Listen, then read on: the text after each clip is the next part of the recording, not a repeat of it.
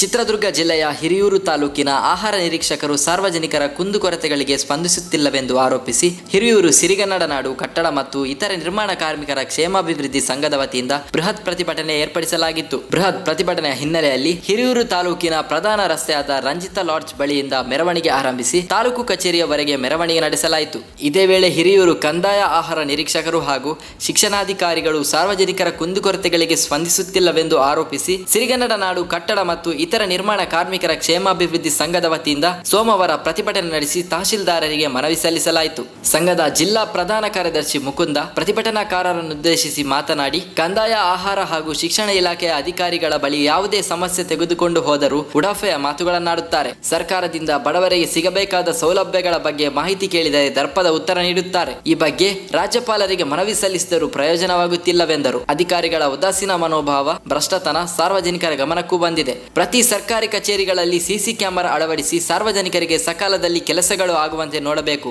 ಮತ್ತು ಮೇಲಧಿಕಾರಿಗಳು ವಾರಕ್ಕೊಮ್ಮೆಯಾದರೂ ಸಾರ್ವಜನಿಕರ ಅಹವಾಲು ಆಲಿಸಬೇಕು. ಸಾರ್ವಜನಿಕರ ಜೊತೆಗೆ ಅಸಭ್ಯ ವರ್ತನೆ ತೋರಿರುವ ಆಹಾರ, ಕಂದಾಯ ಹಾಗೂ ಶಿಕ್ಷಣಾಧಿಕಾರಿಗಳ ಮೇಲೆ ಸೂಕ್ತ ಕಾನೂನು ಕ್ರಮ ಕೈಗೊಳ್ಳಬೇಕು ಎಂದು ತಹಶೀಲ್ದಾರರಿಗೆ ಸಲ್ಲಿಸಿದ ಮನವಿಯಲ್ಲಿ ಆಗ್ರಹಿಸಲಾಯಿತು. ಪ್ರತಿಭಟನೆಯ ಬಳಿಕ ನಮ್ಮ ತುಮಕೂರು ಜೊತೆಗೆ ಮಾತನಾಡಿದ ಹಿರಿಯೂರು ತಾಲೂಕಿನ ಸಾರ್ವಜನಿಕರು, ಹಿರಿಯೂರು ತಾಲೂಕಿನ ತಾಲೂಕು ಕಚೇರಿಗಳಲ್ಲಿ ತಾಲೂಕು ಕಚೇರಿಗೆ ಸಂಬಂಧಪಟ್ಟಂತಹ ತಾಲೂಕು ದಿದಸಹ ಸಹಾಯಕರಾಗಿದ್ದವರು ನಿಧನ ಹೊಂದಿ ಇದೀಗ 3 ವರ್ಷಗಳೇ ಕಳೆದರೂ ಸಮೇತ ಆ ಜಾಗಕ್ಕೆ ಸಂಬಂಧಪಟ್ಟ ಅಧಿಕಾರಿಯನ್ನು ನೇಮಿಸದೆ ಗುತ್ತಿಗೆದಾರರನ್ನು ನೇಮಿಸಿದ್ದಾರೆ. ಇಲ್ಲಿಯ ಡಾಟಾ ಎಂಟ್ರಿ ಆಪರೇಟರ್ಗಳು ಸಮೇತ ಸಾರ್ವಜನಿಕರಿಗೆ ಸರಿಯಾದ ರೀತಿಯಲ್ಲಿ ಸ್ಪಂದಿಸದೆ ದರ್ಪದ ಮಾತನ್ನು ಆಡುತ್ತಾರೆ ಎಂದು ಆರೋಪಿಸಿದರು.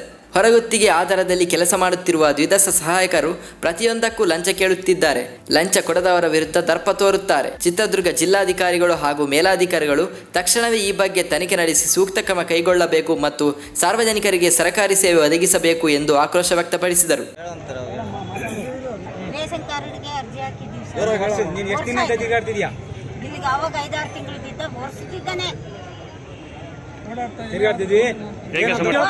ಒಬ್ಬರಿಗೆ ಕೊಡೋದಿಲ್ಲ ಅಂತ ಹೇಳ್ತಾರೆ. ಮತ್ತೆ ಹೊಸದಾಗಿ ಅಪ್ಲಿಕೇಶನ್ ಎಲ್ಲ ಹಾಕಿ ಜನವರಿಗೆ ಹಾಕಿ ಸರ್ 1 ವರ್ಷ ಪೂರ್ತಿ ಆಗ್ತಾರೆ.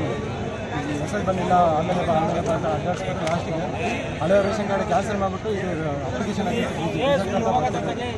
ಹೇಳಿದ್ರೆ ಮತ್ತಿಂದ ಸರ್ ಅಪ್ಲಿಕೇಶನ್ ಹಾಕಂತ ಹೇಳ್ತೀವಿ. ಕಂದಾಯಗಳು ಹೋದ್ರೆ ನಾಳೆ ಬರ್ರಿ ನಾಡ್ದು ಬರ್ರಿ ಅಂತಾರೆ. ಒಂದು ಇನ್ಕಮ್ ಸರ್ಟಿಫಿಕೇಟ್ ಮಾಡಿಸ್ಬೇಕಂದ್ರೆ ಆಗಲ್ಲ, ನಮಗೆ ತಿಂಗಳ ಕಾಯಬೇಕು. ಇಲ್ಲಿ ಯಾರನ್ನ ಮಧ್ಯವರ್ತಿಗಳು ಇರ್ತಾರೆ, ಅವರು 100-200 ರೂಪಾಯಿ ಕೊಟ್ಟರೆ ಅವ್ರದ್ದು 2 ದಿವಸದಲ್ಲಿ ಬಂದಿರುತ್ತೆ. ನಾವು 20 ದಿವಸ ಕಾಯಬೇಕಾಗುತ್ತೆ. ನಮ್ಮನ್ನು ಏನು ಅನ್ಕೊಂಡು ನಮ್ಮೊಂದು ಕಾರ್ಮಿಕ ಶಕ್ತಿ ಅಂದರೆ ಭಾರತದಲ್ಲಿ ಅದು ದೊಡ್ಡ ಶಕ್ತಿ ನಮ್ಮದು.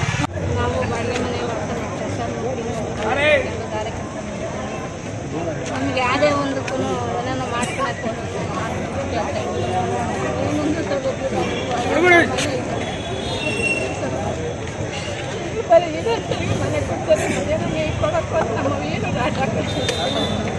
ಕಾರ್ಮಿಕರಿಗೆ ನ್ಯಾಯಸವಾದ ಕಟ್ಟಡ ಕಾರ್ಮಿಕರಿಗೆ ಮನೆ ಸಿಗ್ತಿಲ್ಲ. ಸುಮ್ಮನೆ ಬಿಲ್ಡಿಂಗ್ ಇರೋರಿಗೆಲ್ಲ ಬೇರೆ ಇರೋರಿಗೆ ಎರಡೆರಡು ಮನೆಗಳು ಕೊಟ್ಟಿದ್ದಾರೆ.